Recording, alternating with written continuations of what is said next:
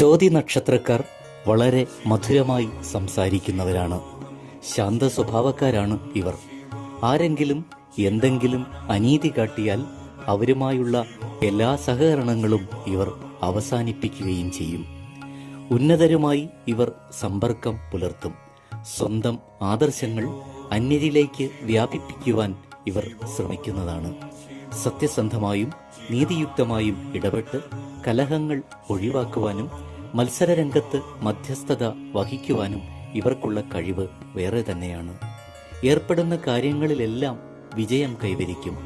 പുരോഗതിക്ക് വേണ്ടിയുള്ള പരിശ്രമം നടക്കുന്ന വേളയിലും ദുരിതങ്ങൾ ഈ നാളുകാരെ പിന്തുടർന്നുകൊണ്ടേയിരിക്കും. അച്ചടക്കവും ആചാരനിഷ്ഠയും ഈ നാളുകാർ പിന്തുടരുന്നതാണ്.